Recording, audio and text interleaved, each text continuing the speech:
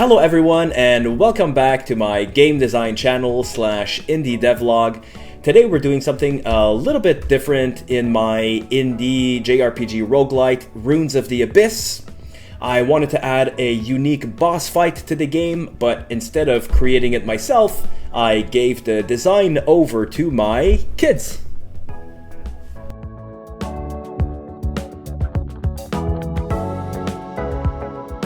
That's right, they're the brains behind today's challenge, and trust me, they came up with some pretty cool ideas.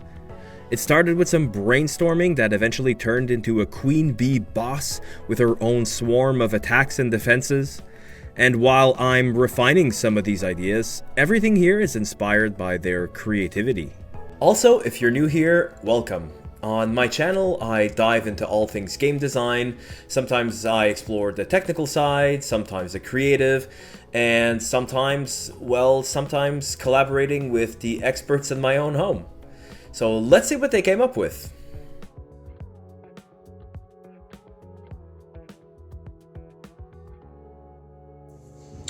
Okay, Nora, what would you say a boss is in a video game? The monster that you fight. So Nelly, what do you know about bosses in video games? Not a lot. Not a lot? Do you know what a boss is? Non? Est-ce que tu sais c'est quoi un boss? Dans un jeu vidéo? C'est quoi un boss? Je sais pas. Est-ce que tu sais c'est quoi des méchants dans des jeux vidéo? Qu'est-ce qu'ils font les méchants? Ils battent. Ils battent.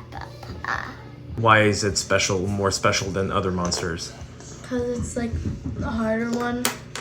A harder monster? Yeah. What bosses have you fought in games that you've played? Zelda. So a boss is like a big monster that's like really mean. The baddest of all the monsters. Like in your monkey game? Like in my monkey game, yeah. Nelly's talking about Black Myth Wukong. The one with a lot of bosses. Yeah. So they're just monsters that are really hard to beat. Okay, so what are you envisioning for, like, what type of monster or bad guy would you like to fight? So maybe some kind of like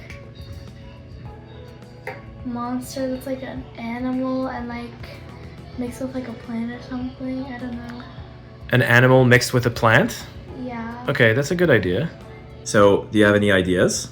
A big dragon, probably. That's me. A big dragon? That's great. Okay, what else? Something that flies? In my Animal Crossing account, I used to have on my account. I used to have an evil squid. In your Animal Crossing game, there was an evil squid? Okay, I really love those ideas. Do you want to draw an evil dragon and an evil squid? Okay. Okay, so I already have kind of a big, heavy physical monster for my game. So I was thinking for the next one, I wanted something magic, or maybe something that flies. You have any ideas that come to mind for a boss that could fly, maybe? A Pegasus? Yeah. Like a horse? Yeah. A flying horse? Yeah, but like make it like. Like an evil unicorn? Yeah. Owl. Owls? Bats. Bats? Butterflies. A killer butterfly. A killer butterfly. Praying mantis. A praying mantis. A bee. A wasp. A wasp. A scorpion. A bee. A scorpion. A snake. A snake? Yeah, but that doesn't fly. Oh yeah. I actually love the idea of the killer butterfly. I don't know how an owl would look, so I'm not crazy about that one. I already have bats in the game, and a fly. I feel like a fly is not interesting enough. I didn't say fly. That's why. Oh, I said that one. I like the idea of the Pegasus / evil unicorn. and the praying mantis. I already have a scorpion and a snake and a dragon in the game, but I don't have a wasp or a bee. So I feel like those 4 things could work. I feel like the evil unicorn would be like really good. And then which one would be your second favorite then? Probably like the wasp or the bee, because I don't know. I feel like I'm maybe good at drawing wasps, I think, but I don't know. I really like drawing bees and wasps. So, after hours of grueling hard work, we've narrowed down the finalists to a scary monster with a poop face, an evil Pegasus, a killer butterfly, a killer wasp, a killer octopus, and an evil dragon breathing fire. So, after a lot of soul searching, I decided to go with Nora's killer wasp design because I feel like it fits better in my game. I have to say I really loved Nellie's killer octopus, and Yuri's poop monster was a close third. But an octopus wouldn't fit well outside of a water level, I think, and I didn't plan to have one in Runes of the Abyss. Now, on to the mechanics.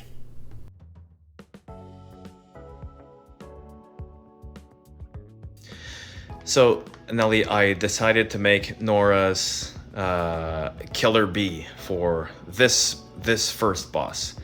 And although your killer octopus was amazing, I think that because there's no water level that I'm designing right now, I think a killer bee would probably fit best for my game.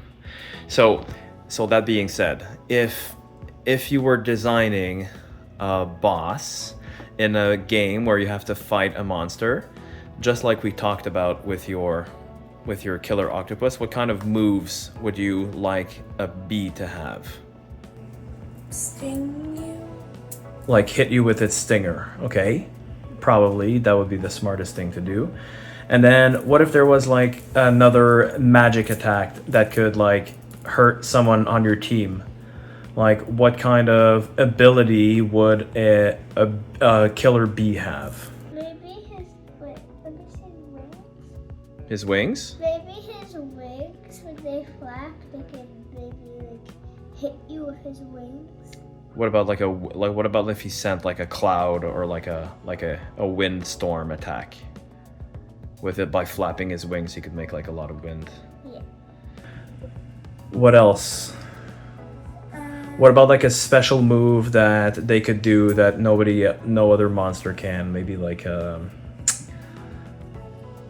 it's a queen. Maybe it's a queen bee, and she would have workers. So maybe she could like call in other little bees or something to come fight by her side, like worker bees. Yeah. There's like the honey is poison maybe, and then like when he throws it at you, you get hurt. Poison honey? That's actually a good idea. So like when he throws it at you, it like. So in the kind of game that I'm making, like you can be poisoned, you can lose some blood, you can go blind, you can have all sorts of like status effects. Well, your character can. So maybe the bee could do like, it could hit you, it could throw like a poison honey ball, and it could do like a windstorm with his wings. So there we have it. We finally have a functional boss. The kids designed something that makes sense. It's a killer bee that will have a physical stinger attack, a magical honey ball that will freeze players or make them lose their turn, flapping wings windstorm that'll create some sort of cloud or status changing effect. And the boss will also be able to summon worker bees to fight by her side.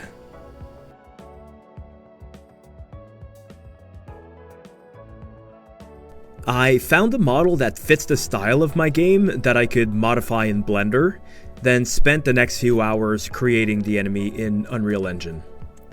I've been using Unreal Engine 5 for Runes of the Abyss because it's both powerful and pretty intuitive once you're used to it. The engine's real-time rendering capabilities allow me to see immediate results, and its support for complex particle systems like Niagara makes it an obvious choice when designing effects for bosses like this one. Now onto the fun part, the Queen Bee's attacks. The kids and I thought it would be cool if she had both physical attacks and some special abilities. First I implemented the basic strike attack, and then I started working on the effects for the honey ball, which I decided based on Nellie's freezing idea would stun the players and make them lose their turn.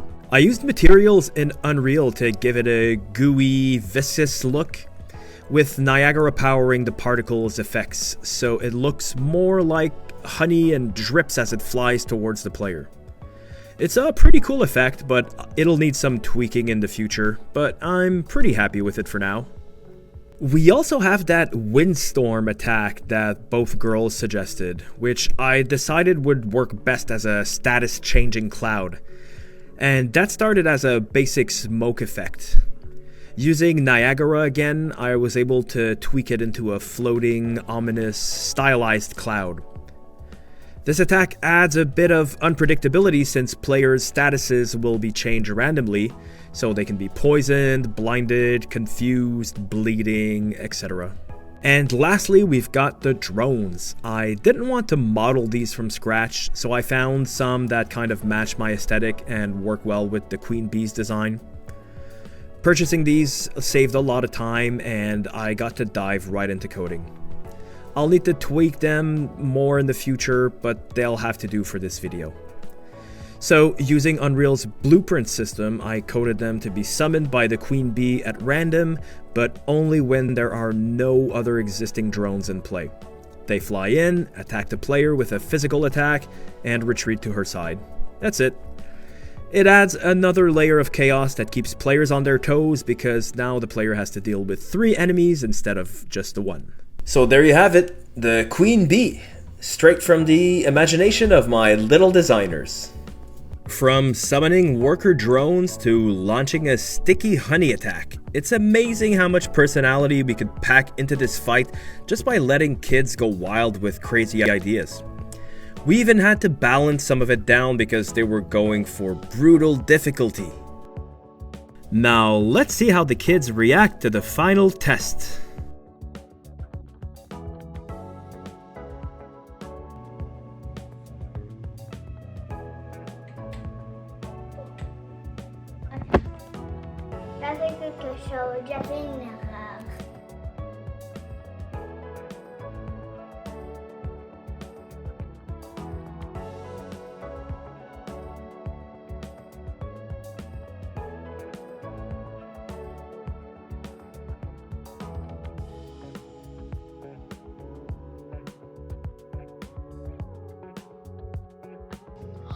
Ellie's honey ball. If you enjoyed this sneak peek into Runes of the Abyss and the unique design process behind the boss, let me know in the comments. Should I let them help out with more features or even design a whole level? And if you're here for more game design insights, make sure to like and subscribe to keep up with the journey. Thanks for watching, and I'll see you in the next one.